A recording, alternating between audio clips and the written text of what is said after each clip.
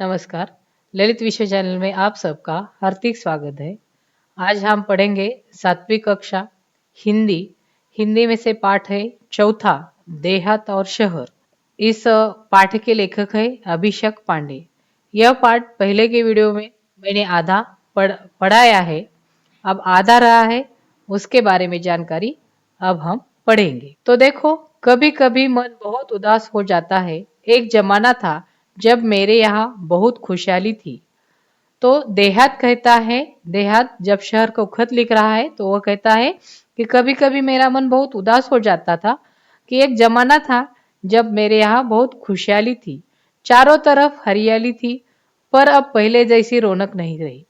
चारों तरफ मेरे यहाँ हरियाली थी जिसमें पहले जैसी रौनक अब नहीं है। मैं असुविधा, बेरोजगारी, आपसी झगड़े, गुटबाजी, अशांति जैसे समस्याओं से घिरता जा रहा हूँ। तो शहर को देहात कहता है कि मेरे यहाँ जो असुविधा है, बेरोजगारी है, आपसी जो झगड़े है, जो गुटबाजी है, इसमें अशांति है और मैं इस अशांति की समस्या से ज्यादा घेरे जा रहा हूँ, ऐसा देहात अपने खत में लिखते वक्त शहर को बता रहा है।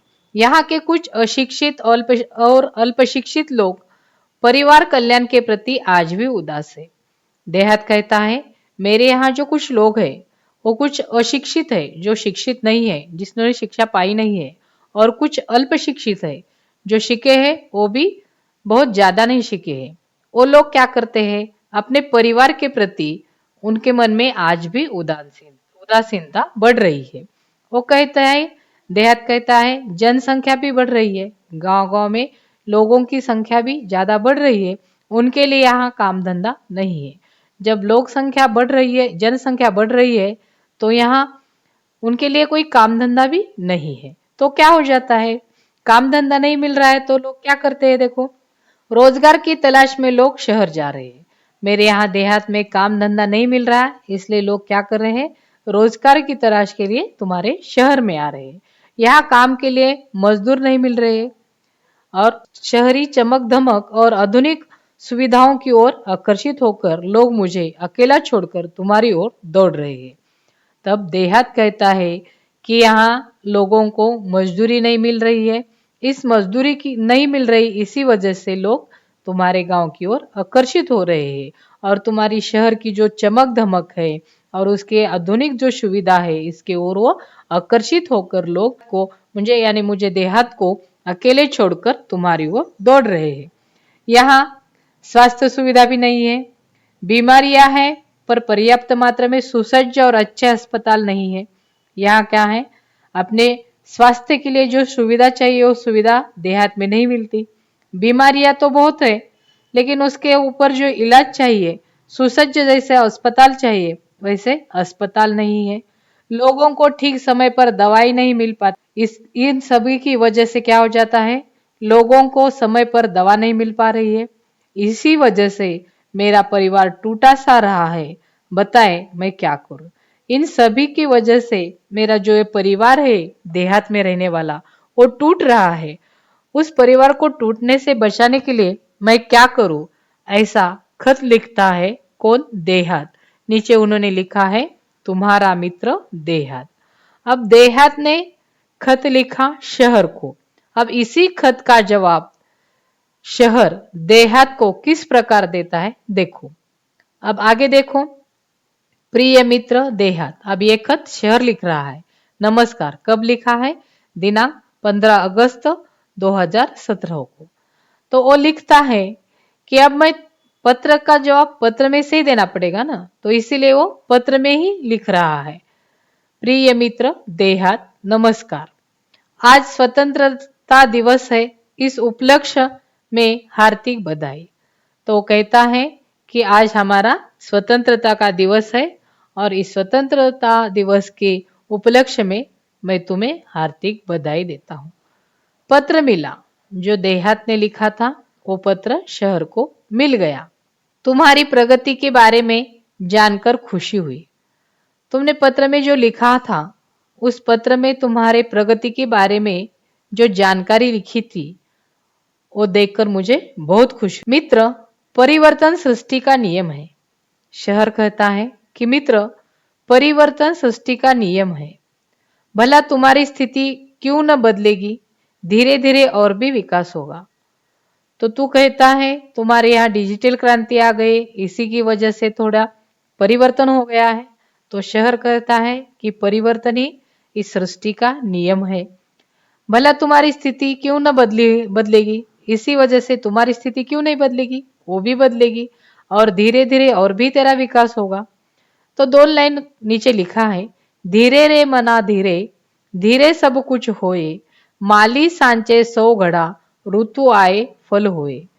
धीरे रे धीरे मना, धीरे सब कुछ होए, माली सांचे सौ घड़ा, ऋतु आए फल होए।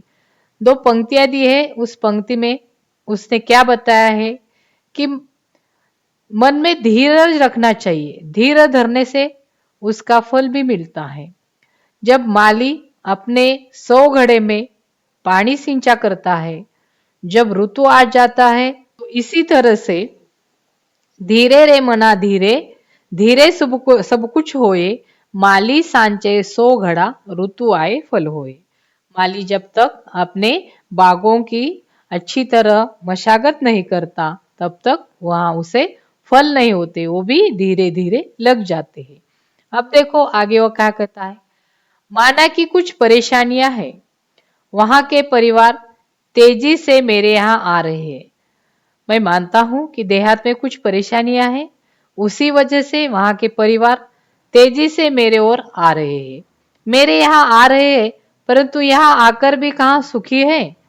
तुम्हारे यहाँ से देहात के जो लोग हैं मेरे यहाँ शहर में आ रहे हैं। मैं मानता हूँ कुछ परेशानियां हैं, इस परेशानी की वजह से वो परिवार मेरे यहाँ आ रहे हैं, लेकिन वो परिवार यहाँ आके कहाँ सुखी है, वो शहर में आकर भी सुखी नहीं है। चिराग तले अंधेरा है, चिराग तले अंधेरा है। जिन बस्तियों में, जिन हालात में वे रहते हैं, तुम सुनोगे तो और बेचैन और व्यथित हो जाओगे। तब शहर कहता है कि मेरे यहाँ आ रहे हैं, लेकिन आकर यहाँ कौन से सुखी रह गए, नहीं है। वह जैसे चिराग तले अंधेरा है। वो जिन बस्ती में रहते हैं, जिन हालात में रहते हैं, अगर वो तुम सुन लिए तो तुम्हारी बेचैनी और भी बढ़ जाएगी और तुम इसी की वजह से और भी व्यतीत हो जाओगे। मेरे यहाँ की दिन ब दिन बढ़ती भीड़ से मैं परेशान हो उठा हूँ। मेरे यहाँ दिन ब दिन जितनी भीड़ बढ़ रही है, उसी भीड़ की वजह से मैं भी परेशान हो गया हूँ। जिस चमक दमक की बात तुम कर रहे हो, वह सब कुछ कहाँ उपलब्ध है। तूने जो बताया कि जो चमक धमक तुम्हारे शहर में है, वो जिस चमक धमक की तुम बात कर रहे हो, वो वहां सब कुछ उपलब्ध नहीं है। तुम्हारे यहाँ से जो आते हैं, कई बार बाद में पछताते भी है। तुम्हारे देहात से जो लोग आ जाते हैं, तो यहाँ आने के बाद तुम्हारे यहाँ से आते हैं, न कई बार क्या हो जाता है, वो बाद में पछताते भी है। मैं चाहता हूं कि तुम अपने लोगों को समय रहते ही अपना महत्व समझाओ। तो शहर कहता है कि देहात तुम क्या करो, मैं चाहता हूं कि तुम अपने लोगों को जब तक समय है तब तक अपना महत्व समझाओ। छोटा परिवार सुखी परिवार की अब बात अब उनकी समझ में आ जानी चाहिए। तुम देहात में अपने ही लोगों को समझाओ कि छोटा परिवार सुखी परिवार रहता है, ये बात तुम उनकी समझ में अब आ जानी चाहिए। तुम्हें उन्हें बुराई से दूर रखकर विभिन्न व्यावसायिक कौशल्य, कंप्यूटर संबंधी जानकारी विकसित करने की तरफ ध्यान दो। अब तुम क्या करो, उनकी बुराई को छोड़ दो और उन्हें कह दो विभिन्न व्यवसाय में कौशल्य करो, कंप्यूटर संबंधी उनकी जानकारी किसे विकसित करने की ओर तरफ ध्यान दो। खेल तो ग्रामीण जीवन की आत्मा है। तो खेल तो क्या है, ग्रामीण जीवन की आत्मा है। दौड़ना, तैरना, पेड़ों पर चढ़ना उतरना, तो वहां के बच्चों की रग रग में दौड़ना, तैरना, पेड़ों पर चढ़ना उतरना, तो वहां के बच्चों की रग रग में रचा बसा है। अब देखो, खेल तो क्या है, ग्रामीण जीवन की आत्मा है। तो उसमें कौन कौन से खेल आ जाते हैं, दौड़ना, तैरना, पेड़ों पर चढ़ना, उस पेड़ों से उतरना, वहां के बच्चों के रग रग में यह सब कुछ बसा है। आज कितने विख्यात खिलाड़ी, जो विख्यात खिलाड़ी है वो कहाँ से आगे बढ़े हैं? गांव से ही आगे बढ़े हैं। उनको प्रोत्साहित करना तुम्हारी नैतिक जिम्मेदारी है। ऐसे ही खिलाड़ी जो रहते हैं वो गांव से गए हैं, और वैसे खिलाड़ी को प्रोत्साहित करना तुम्हारी ही नैतिक जिम्मेदारी है। खेल संबंधी मार्गदर्शन देकर हमारा देश अंतरराष्ट्रीय स्तर पर प्रगति कर सकता है। खेल संबंधी तुम उनको मार्गदर्शन कर दो, और इसी वजह से हमारे देश में अंतरराष्ट्रीय स्तर पर उसकी प्रगति होगी। अपने गांव को एक परिवार समझकर उसे विकसित करने का प्रयत्न करना होगा। अब क्या करना होगा तुम्हें? ये अपना जो गांव है वो अपना एक घर का परिवार है, ऐसा समझकर उसका विकास कर। तुम्हारी और मेरी समस्या का मूल कारण दिनों दिन बढ़ती आबादी, अशिक्षा और गरीबी है। तुम्हारी और मेरी दोनों को जो कारण है, जो समस्या का मूल है, वही एक ही है। कौन कौन सा है?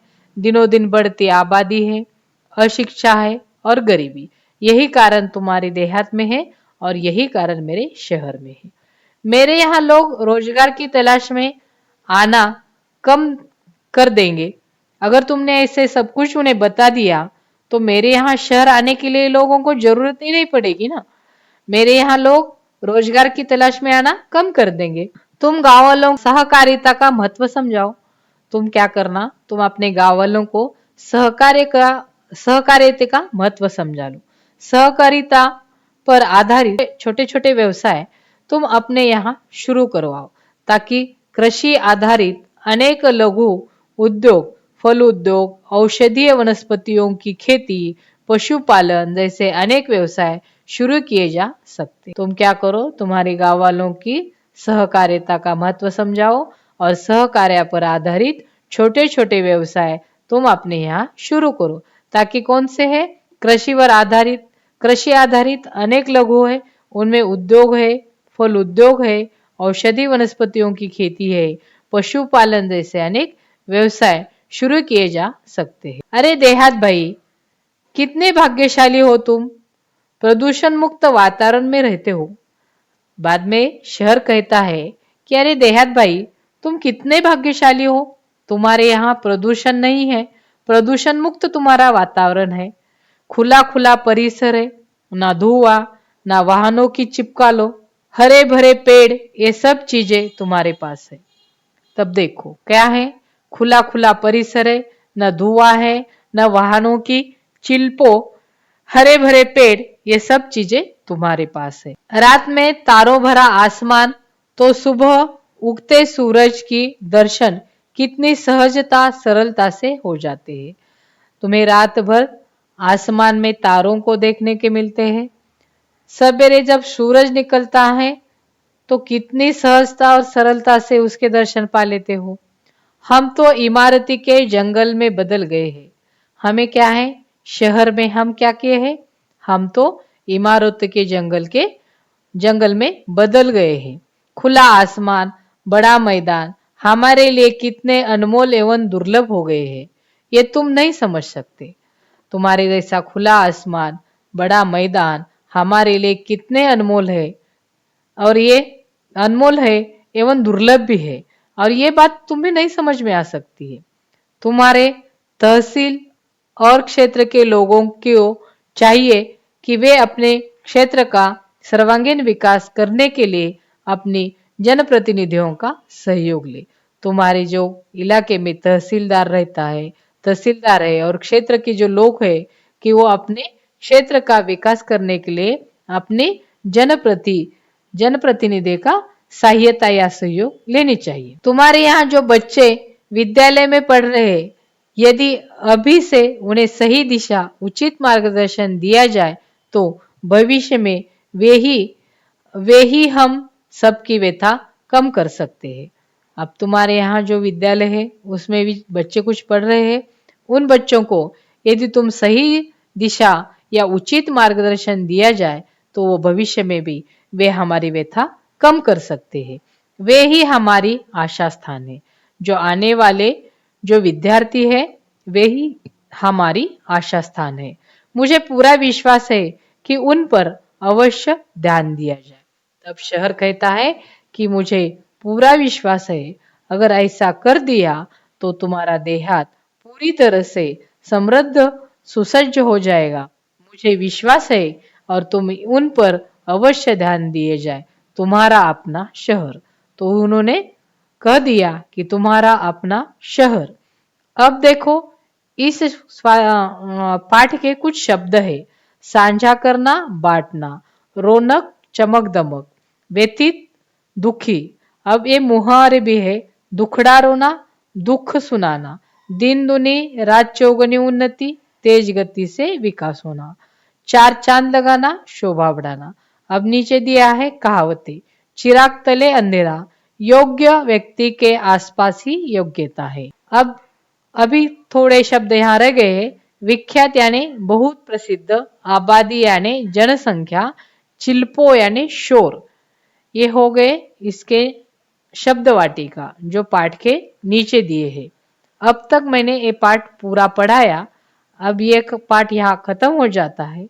अगर ये पाठ आपको अच्छा लगा तो मेरे ललित विश्व चैनल को लाइक कीजिए, शेयर कीजिए, सब्सक्राइब कीजिए। धन्यवाद। See our previous video and subscribe to Lalit Vishwa for more videos.